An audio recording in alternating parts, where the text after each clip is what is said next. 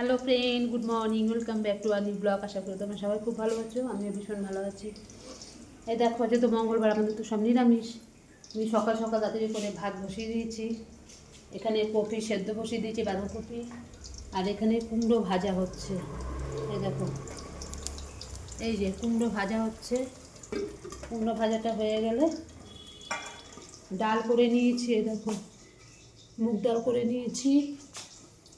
এখন আবার কুমড়ো ভাজা হয়ে গেলে বেগুন ভাজবো। বেগুন নুন হলুদ চিনি টিনি দিয়ে মাখিয়ে রেখেছি। আচ্ছা, আর এটা হচ্ছে বাঁধাকপির আলু। এই যে বাঁধাকপির আলু। আর এখানে মটরশুঁটি নিয়ে নিয়েছি, বাঁধাকপি দিয়ে করব। আর এখানে বাঁধাকপি কুচিয়ে নুন দিয়ে মাখিয়ে রেখেছি, বুঝেছো? তারা জলটা ফেলাই আগে, জলটা চলে যাচ্ছে।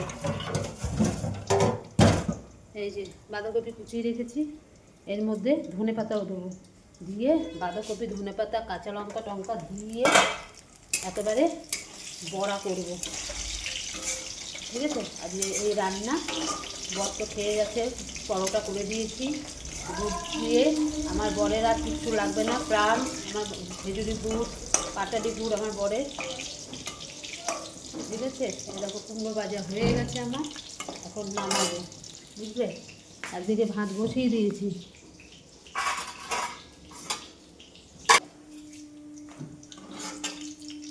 এখানে কুমড়ো ভাজাটা উঠিয়ে নিই, আমার ছেলে আবার কুমড়ো ভাজাটা খুব ভালো খায়, বুঝলেন? এই জন্য কুমড়ো ভাজাটা উঠিয়ে নিই।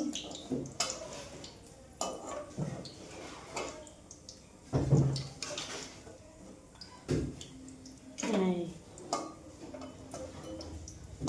এবার বেগুনটা ভাজবো, বেগুনটা ভেজে তারপর বাঁধাকপির আলুটা ভাজবো।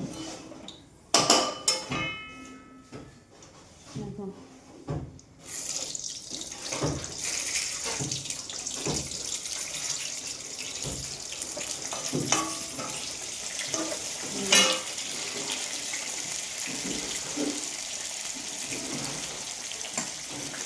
বেগুনটা ভাজবো, বেগুন দিয়ে দিয়েছি।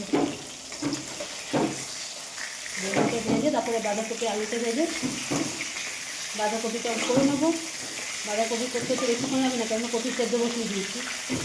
ডাল তো হয়ে যাচ্ছে, তাড়াতাড়ি রান্না হয়ে যাবে।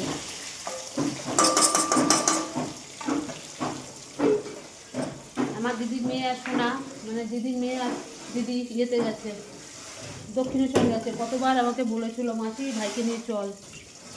আমি কী করে যাবো, ছেলেটার পড়া, সকালবেলা পড়তে যাচ্ছে, ওখান থেকে এসছে আবার পড়তে বসেছে। তার মধ্যে তোমাদের তো বলেছিলাম প্রজেক্ট, আমি রান্না বান্না করছি, আমার এখন চিন্তা প্রজেক্ট নিয়ে। এসব হয়ে গেলে ছেলের প্রজেক্ট নিয়ে দুপুরবেলা আবার বসতে হবে। কালকে অনেকক্ষণ করেছি, অনেকক্ষণ, প্রায় তখন কটা বাজে, 12টা 10-15 হবে, করে আর নিতে পারছি না। মানে দুবেলা ঘুমাইনি তো, ঘুম পেয়ে যাচ্ছে।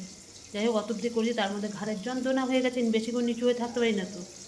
করে তারপরে আজকে তার হলো না, সকালবেলা উঠে সমস্ত কাজকর্ম টরম, মঙ্গলবার আরও সব ধোয়া পাকলা এই করলাম, তাই জন্য আমি যেতে পারলাম না। ইচ্ছা থাকলেও যেতে পারি না ছেলেটার জন্য, ছেলেটার পড়া, পড়ার জন্য আমি সব জায়গায় যাওয়া বন্ধ করে দিলাম। ওরা দুজনে গেল, গিয়ে কী ইচ্ছা ছিল যাওয়ার একটুখানি, সবাই মিলে ঘুরে যে আসতাম। কী করবো বলো, ছেলেটার পড়ার তো হবে, কিচ্ছু করে না। আর মেয়েটা এমন টাইমে এসছে, কোনো জায়গায় যে একটু ঘুরতে যাবো, যদি ছেলেটা পরীক্ষার পরেও আসতো তাহলে সব জায়গায় যেতে পারতাম। কী করবো আর, কাল এখন দক্ষিণেশ্বর গেল, কালকে বড় মার ওখানে যাবে, কালকেও যেতে পারবো না, ছেলেটার পড়া আছে। ওই স্যার ডাক পাঠিয়েছে, যে স্যারের কাছে বায়োলজি বন্ধ করেছিল সেই স্যারের কাছে আবার যাবে কালকে। এই হয়েছে, আর কিছু করার নেই, ঠিক আছে?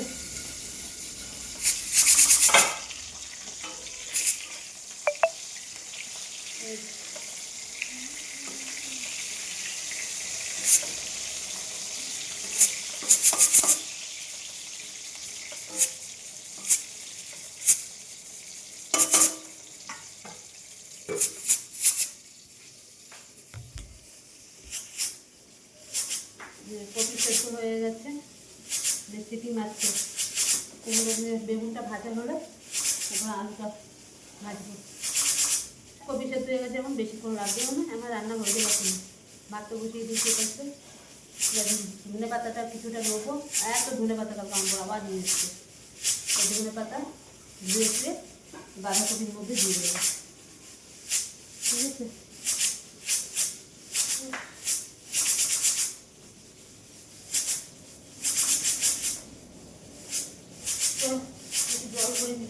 রান্নার জল একটু লাগবে।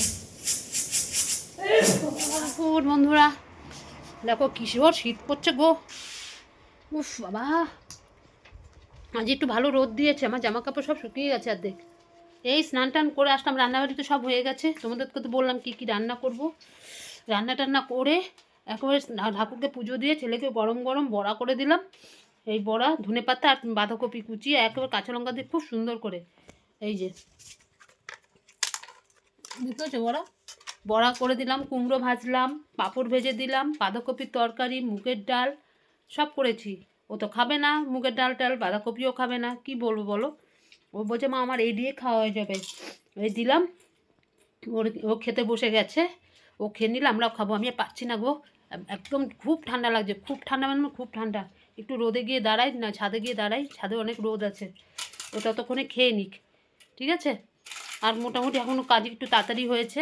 কালকে বললাম না ওই যে ইয়ের জন্য, যে কী বলো ওটাকে, কী বাবা ওটা মেশিনটা ভুলেও গেছি, ওয়াশিং মেশিন, ভুলে যাই। ওয়াশিং মেশিনের জন্য আমার কালকে খুব দেরি হয়ে গেছিলো। আজকে খুব তাড়াতাড়ি রান্না হয়েছে, সমস্ত রান্নাবান্না কমপ্লিট, ঠিক আছে। এখন আর কোনো কাজ নেই, খাবো দাবো, বাসন মাজবো, একটুখানি শোবো, শুয়ে উঠে ছেলের প্রজেক্ট নিয়ে বসবো আজকে। আর সারাক্ষণ মানে একদম রাত অবধি বসবো, ঠিক আছে। আমার ফোনের মধ্যে ছেলে আমাকে সব দিয়ে দিয়েছে, আমি আমার ফোন দেখে দেখে করবো। ওর ফোনে ও কাজ করবে, আমি আমার ফোন দিয়ে কাজ করে নেবো। পরে আসছে আবার, ছেলে খেয়ে নিক। রান্নাটা বন্ধ করে দে। দেখ সব জামা কাপড় সকালবেলা দিয়েছিলাম না, সব শুকিয়ে গেছে দেখ। আজ একটু রোদটা ভালো দিয়েছে বলে সব শুকিয়ে গেল। সব জামা কাপড় তুলে নিয়ে আসলাম, কত কেচেছি, সব শুকিয়ে গেছে। যা বাবা যা, জানাটা দিয়ে দে, জানাটা দিয়ে দে, এখন আর পড়তে হবে না। সেই কন্টিনিউ আমার ছেলেটা সেই সকাল থেকে পড়ে যাচ্ছে। এবার তো একটু মাথায় রেস্ট দে, একটু রেস্ট দে, আবার বিকালবেলা উঠে তাড়াতাড়ি শুয়ে পড়, তাড়াতাড়ি উঠে পড়তে বসবে। আজ তার কোনো জায়গায় পড়া নেই, সে পড়েই যাচ্ছে কন্টিনিউ। আজ সকালবেলা এমন দিয়েছে স্যার বাবু, এমন বকা খেয়েছে আজ স্যারের কাছ থেকে।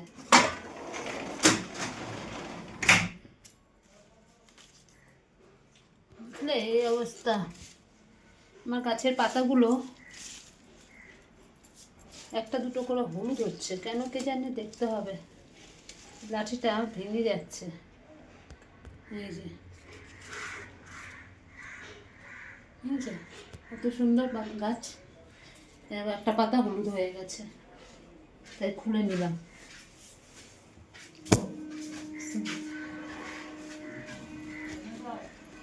ঠিক আছে, ঠাকুর এখানটা বন্ধ করে দিলাম, একটুক্ষণ শুতে হবে, জামাটা বন্ধ করে দিই।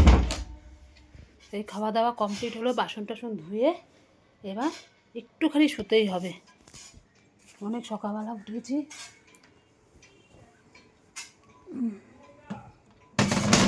জানলাগুলোকে অনেক জানালে মশা ঢুকে যায়। এ পাশেটা বন্ধ করে দে, দেখ ওই পাশেটা বন্ধ করে দে, নাহলে সব মশা ঢুকে যায় সব।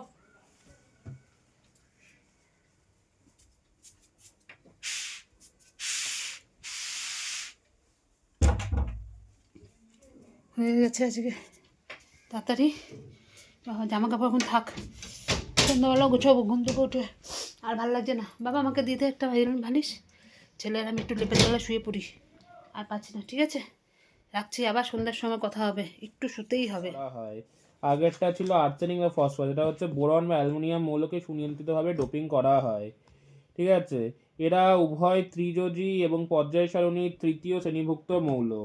উভয় পরমাণুই একেবারে বাইরের, হ্যাঁ এটা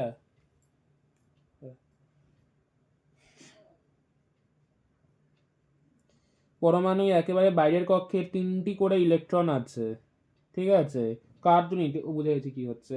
এটা হচ্ছে এততে বোরন ডোপিং করা একটি সিলিকন কেলাসে সরলীকৃত দ্বিমাত্রিক চিত্র দেখানো হয়েছে। সিলিকন পরমাণু সমাবেশের মধ্যে যখন একটি বোরন পরমাণু জায়গা নেয় তখন চারপাশে 4টি সিলিকন পরমাণুর সঙ্গে 3টি বন্ধন সম্পূর্ণ হতে পারে, কিন্তু বোরনের বাইরের কক্ষে একটি ইলেকট্রনের অভাবের জন্য চতুর্থ বন্ধনটি সম্পন্ন হয় না, ফলে সেখানে একটি হোলের সৃষ্টি হয়। বন্ধনের মধ্যে হোল তৈরি হয়ে গেল, একটি হোলের উৎপত্তি হয়।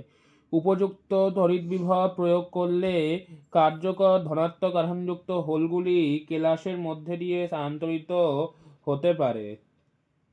কার্যকর ধনাত্মক আধানযুক্ত হোলগুলি কেলাসের মধ্যে দিয়ে স্থানান্তরিত হতে পারে।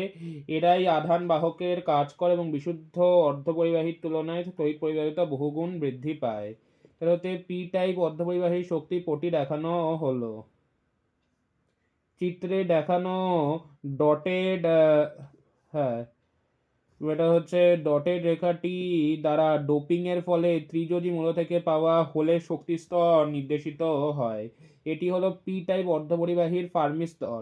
ডোপিং এর মাত্রা যত বেশি হয় ফার্মি স্তরটি ততই যোজ্যতাপতির দিকে নেমে আসে।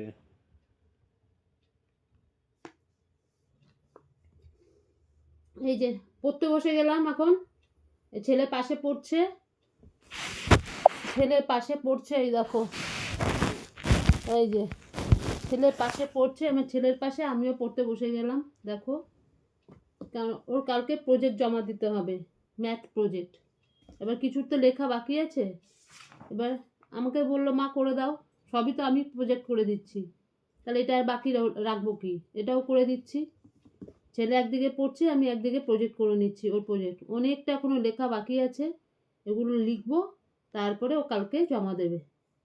বুঝতে পারছো? এখনো যদি পড়াশোনা করতে হয় আর কি করা যাবে, পড়াশোনা মানে সারা জীবনই চলতে হবে। ঠিক আছে, যাই হোক, এগুলো করে নি, অনেক লেখা বাকি আছে, অনেক অনেক।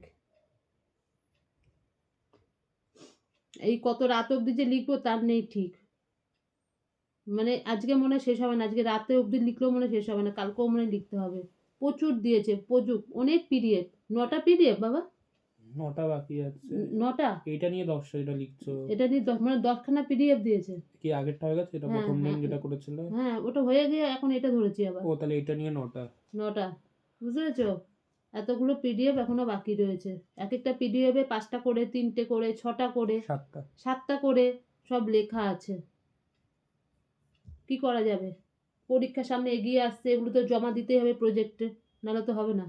ঠিক আছে, দেখো, সেই সন্ধ্যাবেলা উঠে 6:30 পৌনে 7টার সময় বসেছি, আর তো তোমাদের সঙ্গে কথা হয়নি।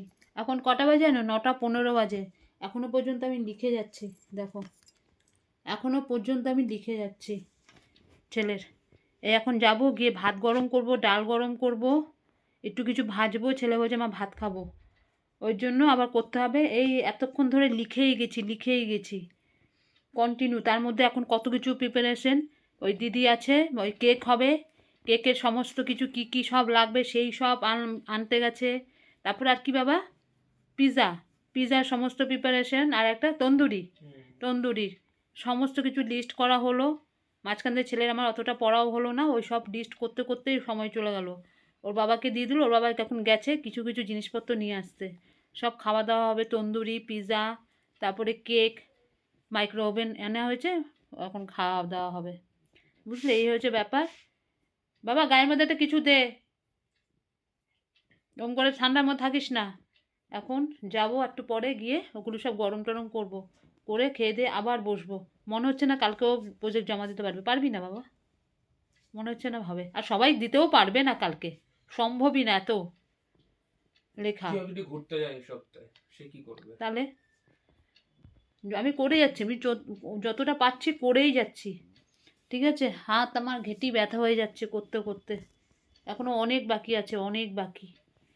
ঠিক আছে, তার মধ্যে পেজ আবার ইয়ে করতে হবে জানিস, দেখ, ও বাবা পেজ শেষ হয়ে গেছে, এরকম মোটা হবে জানিস অঙ্কের পেজ, এতটা মোটা হবে, আবার তো দাগ টানতে হবে তো। ঠিক আছে, এইটুকুনি করে নিয়ে তারপর আবার পেজে দাগ টানতে হবে। ঠিক আছে, যাই, কে ফোন করছে দেখ। না, আমাদের শরীরে নেই। আচ্ছা, ওটা ব্যাকটেরিয়া থেকে বার করা হয়। ও ব্যাকটেরিয়াদের শরীরে ওটা থাকে, ওটা আমাদের নেই ওটা। আচ্ছা আমাদের শরীরে থাকলে তো কেটে দিত। হ্যাঁ, এবার যাই হোক, তা ওটা তুই বার করলি, এবার যেই রেস্ট্রিকশন এন্ডোনিউক্লিয়াস গুলো সমানভাবে কাটে সেটা দিয়ে তুই তোর ডিএনএ কে কাটলি। এরপরে কি হলো, ভোতা দুই প্রান্ত পাওয়া গেল। এবার ব্লান্ট এন্ড আমাদের চাই না, ব্লান্ট এন্ড কোনোভাবেই দিয়ে আমরা ফার্দার প্রসেস এগোতে পারবো না, সেই কারণে দেখলে? আমরা ব্লান্ট এন্ড কে যাতে আমার ছেলে সুচল করতে হবে সেই কারণে ওরই দেখ, একটা blunt end বন্ধুকে মানে কি? বায়োলজি একটা DNA বুঝাচ্ছে, আছে, DNA কারণ আমার ছেলে বায়োলজিতে ভীষণ ভালো। দেখো কালকে পড়া আছে, তাই বলছে সৌভিক একটু আমাকে বায়োলজির এই চ্যাপ্টারটা বুঝিয়ে দিবি। তাই আমার ছেলে কোনো দিনও না করে না এসব, ও নিজের পড়া ফেলে রেখে দিয়ে ওকে এখন এটা বোঝাচ্ছে। ওই যে ফোনের ওপারে দেখলে তো আরেকজন কথা বলছিল, ও বুঝিয়ে দিচ্ছে বায়োলজি। এমনভাবে আমার ছেলে বোঝাচ্ছে, মানে মানে একটা মাস্টারও এরকম করে যেমন করে বোঝায় ঠিক সেমন করে বোঝাচ্ছে। আর ও বলছে খুব ভালো বুঝলাম, তাই আর একটুখানি বুঝে নিচ্ছে। তাই ওকে ফোন করলো যে তোর ফাঁকা হলে আমাকে একটুখানি বলিস না এটা কীভাবে হবে, বায়োলজিটা একটু বুঝে নিচ্ছে। আমার খুব খুশি, আমার খুব ভালো লাগলো এটা, খুব ভীষণ ভালো লাগলো। যাই হোক, আমার ছেলে যে কিছু শিখতে পেরেছে, কাউকে কিছু শেখাচ্ছে, তাতেই আমি একদম ধন্য হয়ে গেলাম।